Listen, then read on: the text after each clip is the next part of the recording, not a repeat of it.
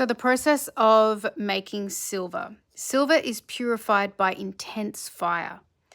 As the silver melts, the impurities rise to the surface. The refiner then skims off the impurities over and over again. The refiner knows it's done when the silversmith can clearly see their own reflection in it. And in Proverbs 25 verse 4, remove the dross from the silver and a silversmith can produce a vessel.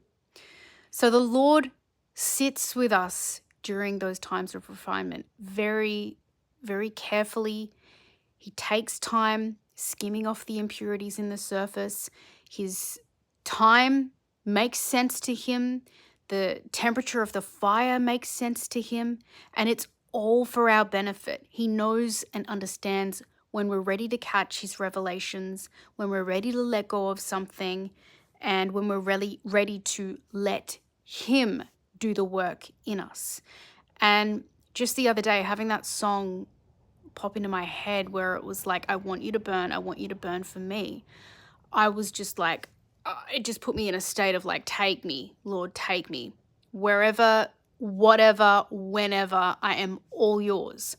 And I just want to encourage those who might be at this time like I was, thinking that this was all a form of spiritual warfare and there is all this, sort of demonic explanation about these sorts of things. It's not always that. It's not always warfare. It's not always witchcraft attacks, okay? Sometimes God has us going through these things to strengthen us, to strengthen our faith, to help us to not lean on and trust our fleshly desires or our flesh in and of itself, quite literally.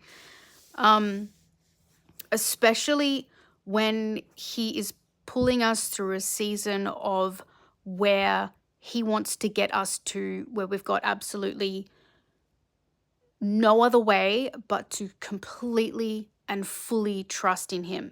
So the silversmith knows when the silver is finished because he can see his reflection clearly in it. And this is what God wants from us. He wants us to be refined, to be purified, so he can clearly see his reflection in us. And that's what it means to be living for the Lord. To me, that's what it means by being on fire for God. A lot of Christianity can get it so mixed up and so weird, and it can become quite performative, and people are always needing to be pumping and on fire for the Lord, and it's like, well, sometimes he has us going through some really tough moments. And